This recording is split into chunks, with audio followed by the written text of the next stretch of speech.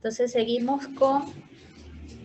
el tópico de dificultad respiratoria, que a su vez tiene varias causas, y hoy nos vamos a adentrar en el síndrome de dificultad respiratoria del pretérmino. Las otras causas las vamos a ir desarrollando los últimos jueves en los próximos webinars. El síndrome de dificultad respiratoria del pretérmino es un cuadro respiratorio agudo debido a inmadurez no solo bioquímica, sino de déficit de surfactante en su morfología como en la cantidad, que lleva a un intercambio gaseoso inadecuado. Los síntomas inician precozmente con dificultad, polipnea, tiraje, quejido expiratorio, aleteo nasal, cianosis y alteraciones en el equilibrio ácido-base. Esto todo debido por un mayor esfuerzo que debe realizar el paciente para introducir el aire, y esto va a llevar a un mayor consumo energético y de oxígeno. El factor predisponente más importante es la prematuridad, y este se va a caracterizar por una dificultad progresiva cuya evolución va a ser variable acorde a la edad gestacional, y que cada día estamos viendo que se presenta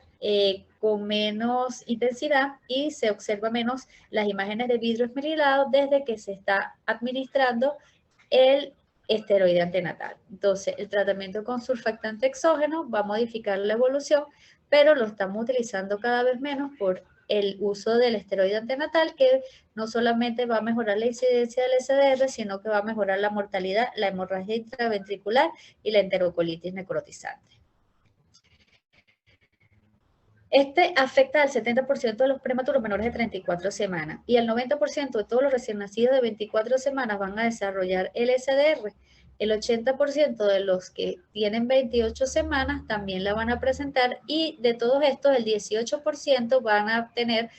muy bajo peso al nacer y van a desarrollar displasia broncopulmonar. Del 40 al 60% de los recién nacidos de 25 a 29 semanas van a requerir CPAP nasal, siempre que esto presente una respiración espontánea, y algunos puede ser que no requieran surfactante exógeno, siempre y cuando hayan recibido esteroides antenatales. Los factores de riesgo van a ser parto prematuro, ruptura prematura de membranas, sufrimiento fetal y asfixia prenatal, en el cual va a haber un proceso de maduración debido al estrés al cual está este paciente inútero predispuesto, con lo cual se van a liberar una serie de aminas vasoactivas, va inclusive a aumentar la hormona liberadora también de corticotropina, que también va a llevar a su vez a la liberación de varios factores que llevan a la maduración pulmonar, la hipertensión arterial y la hemorragia materna, la diabetes mellitus, porque en estos pacientes se va a observar una disminución de el fosfatidilglicerol, el no uso de esteroides antenatales, por lo antes previamente comentado, y el sexo masculino, porque van a tener un mayor cantidad de andrógenos, y eso va a conllevar alteraciones en su cantidad y características del surfactante. En el SDR, más que no solo el uso del surfactante, lo que se está promulgando es la prevención, y las estrategias más importantes que se ha visto en la reducción de la incidencia es el uso de los corticoides antenatales, ya que su administración entre las 24 y las 34 semanas va a promover la producción de surfactante, y con ello va a disminuir la incidencia del SDR, que se ha visto por los estudios en un 35 o 45%, ya que esta administración de esteroides va a inducir a las células alveolares tipo 2 a que aumenten la producción del mismo. El intervalo va a ser de 24 horas antes del nacimiento, y si hay un cese de la amenaza de parto y reinicia al 7º día del primer ciclo, se puede reiniciar un segundo ciclo que ya está recomendado por la Organización Mundial de la Salud sin ningún efecto secundario, siempre y cuando entre uno y otro esté 7 días y esté en las semanas de edad gestacional. El efecto del esteroide es a las pocas horas de la administración, no se ha visto efectos adversos en el feto ni en la madre, excepto en aquellos menores de 24 semanas por la inmadurez a nivel no solo del sistema nervioso central. Los esteroides antenatales también disminuyen la enterocolitis necrotizante, la hemorragia intraventricular y la mortalidad. Tenemos que podemos utilizar la betametasona o la dexametasona, las dosis que todos conocemos, para la prevención del SDR. Los esteroides, pues, entonces van a aumentarnos la síntesis de dipalmitoilfosfatidilcolina y también va a actuar en la remodelación de la maduración y de la estructura elástica pulmonar. Además de eso, el uso del CPAP precozmente va a evitar la inactivación del surfactante, favoreciendo el mantenimiento del volumen alveolar y evitando el colapso alveolar. El CPAP se debe utilizar en todos aquellos recién nacidos que tienen esfuerzo respiratorio espontáneo. Otra medida preventiva es el sulfato de magnesio, el cual debe administrarse en los partos prematuros para disminuir la parálisis cerebral, que ya está bien demostrada en los estudios, además de que se ha demostrado que mejora a los 2 años de edad el desarrollo neurológico de estos pacientes en aproximadamente un 30%.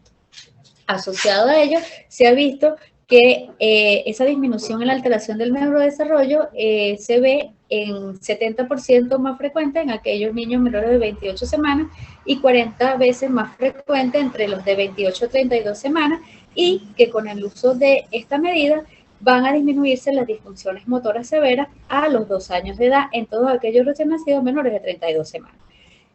Debido a que va a producir una neuroprotección y que la administración debe realizarse una vez que se haya diagnosticado la amenaza de parto prematuro en una infusión de 4 horas y luego en un ciclo hasta que cese la amenaza, y si esta vuelve a reiniciar 24 horas luego de haberse concluido este ciclo, se debería reiniciar un ciclo nuevamente sin efectos secundarios en el feto como de hipermagnesemia, según los estudios realizados. Sin embargo, se han estudiado en estas madres que han recibido sulfato de magnesio los valores de hipermagnesemia en estos recién nacidos, y para encontrar un valor elevado, la madre ha tenido que estar expuesta por lo menos a mayor de 20 en la concentración del sulfato de magnesio para que pueda existir algún riesgo de efecto en el recién nacido. Sin embargo, los niños de madre que recibieron el sulfato de magnesio tienen una disminución de la mortalidad a los 2 años. El soporte ventilatorio que vamos a utilizar, pues entonces la primera elección va a ser el CPAP nasal, que es la presión positiva continua en la vía aérea. Podemos también usar las cánulas de alto flujo, y si estos dos métodos ventilatorios no surtieran efecto, pues podemos pasar a la ventilación mecánica invasiva en aquellos pacientes donde haya falla de CPAP, en apnea o en aquellos que tengan un peso menor a 750 gramos. También, según la disponibilidad de nuestros centros, podemos utilizar ventilación por volumen o ventilación de alta frecuencia oscilatoria, y la meta de toda utilización de soporte ventilatorio es un destete precoz y mantener la saturometría entre 90 y 94% para disminuir los efectos adversos del oxígeno. La ventilación no invasiva, entonces, es nuestro primer método ventilatorio en todos aquellos prematuros que van a presentar una respiración espontánea, bien sea utilizada por narinas o por prolongaciones nasales. Muchos de estos niños, con el uso del CPAP, pueden disminuirse el uso del surfactante, inclusive en aquellos tan extremos como los menores de 29 semanas. El inicio va a ser con una presión entre 6 y 8 centímetros de agua, con un aporte de oxígeno que va a ser el necesario para mantener una saturometría entre 90 y 94%. El CPAP nos va a proporcionar entonces un aumento de la capacidad residual funcional, un aumento del volumen corriente, nos va a prevenir el colapso alveolar, nos va a aumentar el diámetro de la vía aérea y con esto nos va a dar estabilización de la misma y también del diafragma, nos va a disminuir las posibilidades de obstrucción o que el paciente nos presente atelectasia. Y solamente, no solo nos va a disminuir las necesidades de ventilación mecánica invasiva, sino que va también a favorecer a la síntesis de nuevos surfactantes. Cuando nosotros ameritemos el uso de surfactante en el CPAP, pues la técnica de instalación puede ser por el ISUR, el LISA o el MIS, según la experiencia del médico, y se está abocando a lo menos invasivo para menor efecto secundario en el paciente. Y recordar que tenemos que colocar las alarmas de nuestros saturómetros entre 89 y 95% con la meta de mantener nuestra saturación entre 90 y 94. Aquí tenemos la muestra de cómo podemos armar un CPAP. Tenemos que tener el flujómetro y el mezclador, donde vamos a colocar nuestra FiO2 deseada, que a través del flujo va a llegar al humidificador, donde vamos a mantener los aires calientes y humidificados y van a ir por la vía inhalatoria y luego por la vía exhalatoria, que es la que va a ir introducida en el contenedor de agua, nos va a dar la presión que va a mantener estable tanto la vía aérea como la pared torácica y el diafragma. Lo ideal es que estos gases inhalados vayan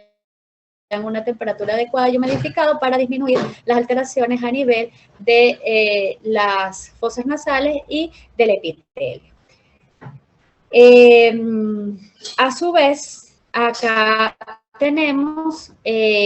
por lo menos como ejemplo, el sistema Hodgson, que nos habla de acuerdo a al peso del paciente, cuál cánula vamos a utilizar para disminuir las lesiones a nivel nasal y cuántos son los frames que tiene cada uno y la resistencia que nos ofrece cuando utilizamos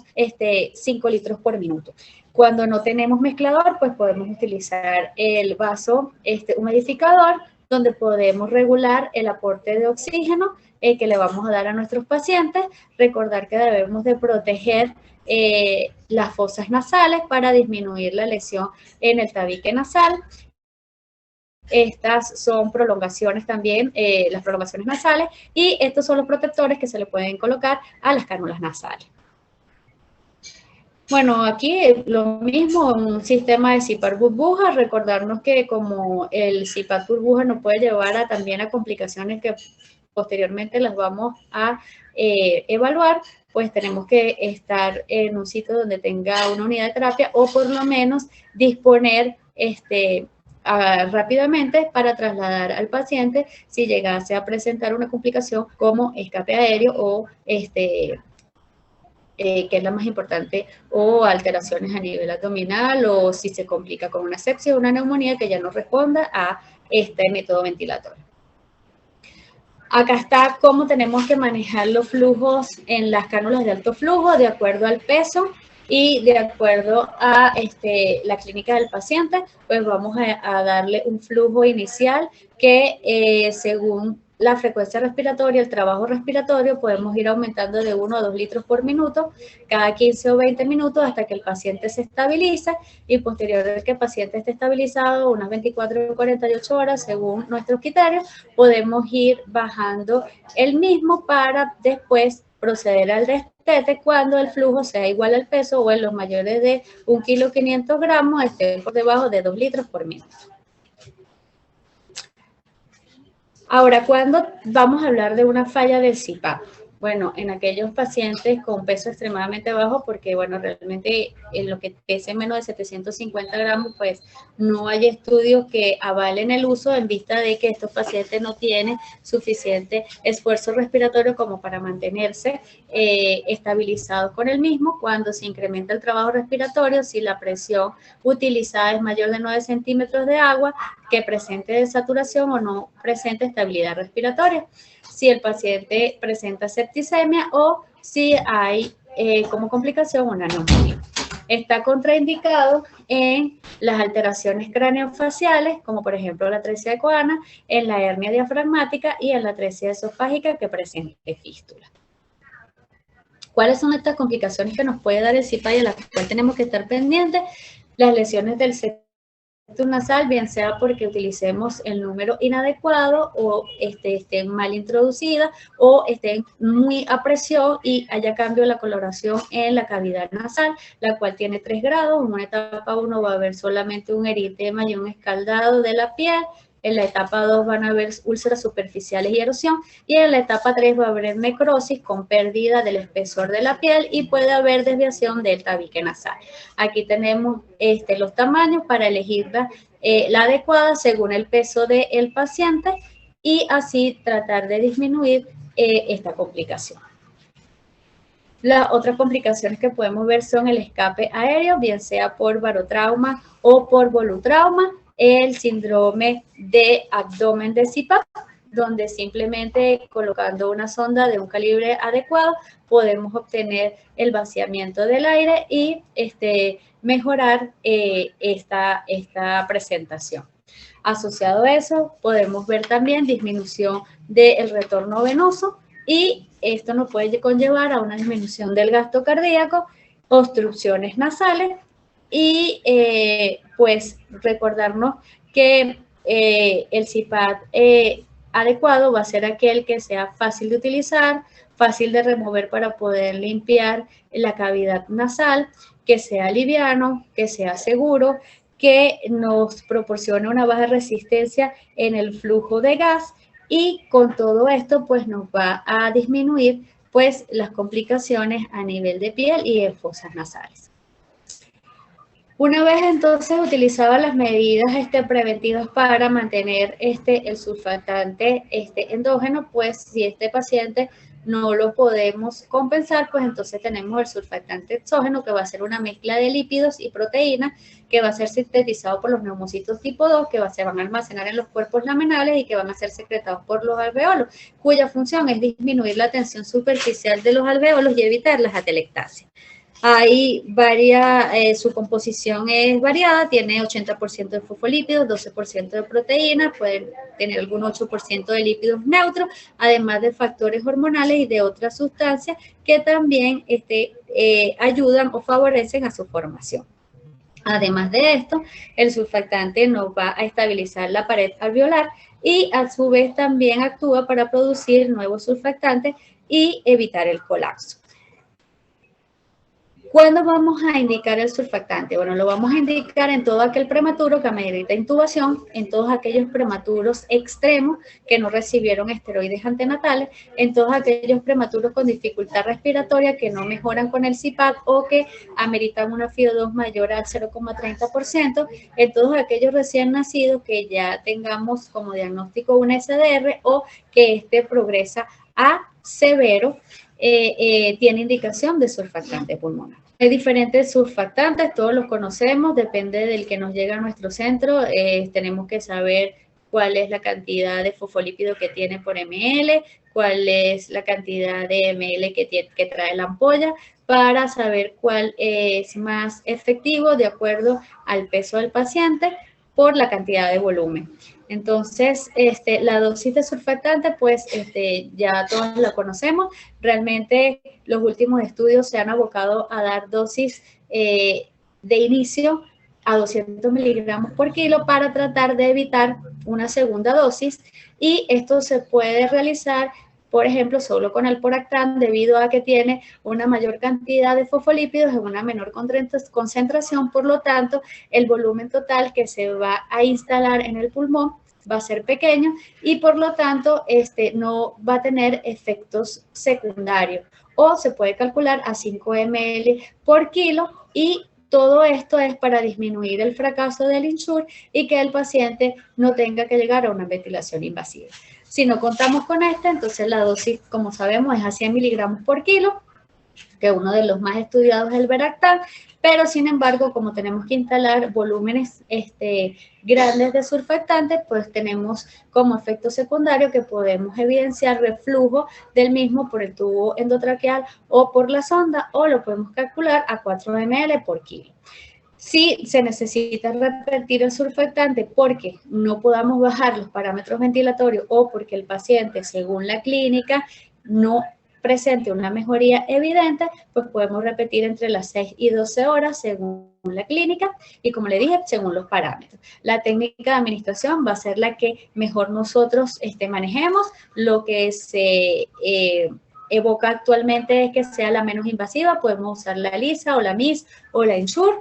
pero tratar de hacer el menor daño posible al paciente. Si vamos a usar máscara laringia, estas están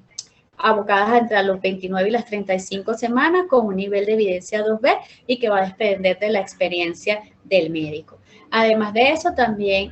tenemos actualmente estudios que están en fase preliminar donde han utilizado surfactante nebulizado, en la cual esa nebulización ha sido a chorro para obtener unas partículas entre 0,5 y 2 milímetros y que se está estudiando en recién nacidos de 32 semanas a 33 semanas más 6 días y que, bueno, tenemos que esperar cuáles son los resultados para posteriormente, pues, saber si podemos utilizarlo. ¿Cuáles van a ser los beneficios de utilizar el surfactante? Bueno, vamos a ver una rápida mejoría de la oxigenación y de la función pulmonar. Va a aumentar la capacidad residual funcionalidad, la distensibilidad pulmonar. Eso va a llevar a una disminución de las necesidades de oxígeno y una disminución del tiempo, el soporte ventilatorio. Va a haber menos tasas de enfisema intersticial o de escape aéreo. Hay un aumento de la supervivencia y de la calidad de vida, ya que se ha visto que el surfactante exógeno no incrementa las alteraciones neurológicas a largo plazo. La mayoría de los pacientes van a responder y solo se ha estudiado que el 20% de estos pacientes no pueden hacerlo y puede llegar a utilizar una segunda dosis o se debe descartar otras patologías como son las neumonías, la hipertensión pulmonar, la hipoplasia pulmonar o las cardiopatías, que son las menos frecuentes vistas en todos los estudios realizados. El manejo ventilatorio, si el CPAP no funciona y hay una falla del mismo, que es cuando ya estamos en los 9 centímetros de agua o el paciente presenta desaturación o no hay estabilización o el paciente no ha mejorado su dificultad respiratoria o incrementa, tenemos que pasar a la ventilación mecánica. Y esta ventilación mecánica no solamente está reservada para la falla de CPAP, sino también cuando el paciente presente apnea de 4 veces en una hora o cuando se tenga que utilizar la máscara de ventilación por presión positiva más de una vez por hora y en aquellos recién nacidos que ameriten FIO2 mayor de 0,30%, presente un SDR severo o tenga un pH por tiempo prolongado igual a 720. En aquellos casos donde iniciamos la ventilación mecánica, pues entonces para el destete podemos utilizar las cánulas de alto flujo o la ventilación a presión positiva intermitente de acuerdo a la que sea adecuada para nuestro paciente según nuestro criterio médico. Los resultados del tensoactivo entonces van a mejorar la capacidad pulmonar, van a mejorar el volumen pulmonar, van a disminuir los parámetros ventilatorios, van a disminuir el daño pulmonar y va a mejorar el tiempo en ventilación y va a disminuir la fuga de aire.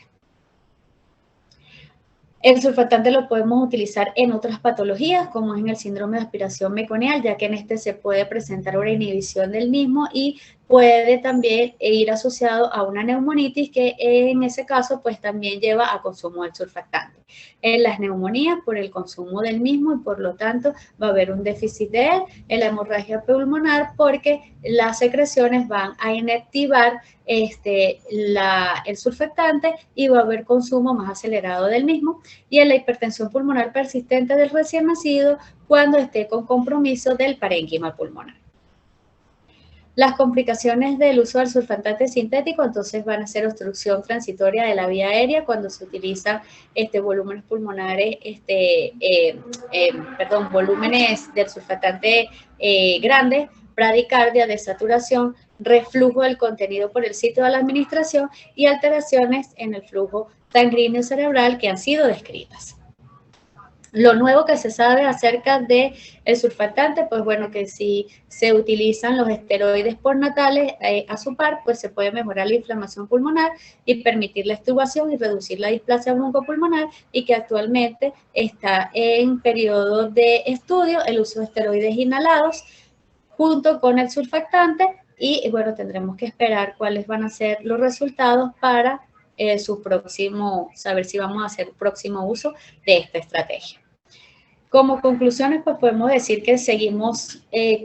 teniendo como primera causa de ingreso la dificultad respiratoria, que hay que tratar de, con nuestros amigos los tetas, administrar en sus embarazos pretérminos los esteroides antenatales, ya que son seguros y nos van a disminuir la incidencia o la intensidad de la aparición de ese síndrome de dificultad respiratoria del pretérmino. No solamente lo importante es estas medidas preventivas, sino que debemos mantener una temperatura corporal adecuada, un estado de hidratación e iniciar la alimentación según nuestros criterios y la clínica del paciente, porque esto va a llevarnos a mejorar las necesidades del paciente y a disminuir los efectos secundarios o las consecuencias que éste pudiera presentar. Usar surfactante en el momento oportuno para disminuir el tiempo de oxigenación y de ventilación. Los pacientes con respiración espontánea, usar como primer método ventilatorio el CPAP. Y bueno, mantenernos actualizados en los tratamientos para minorar complicaciones y así poder tener niños con una mejor calidad de vida y con menos efectos secundarios. Y bueno, los esperamos el próximo jueves del mes a las 8 de la noche con el siguiente webinar y bueno, estamos abiertos si hay alguna duda o pregunta.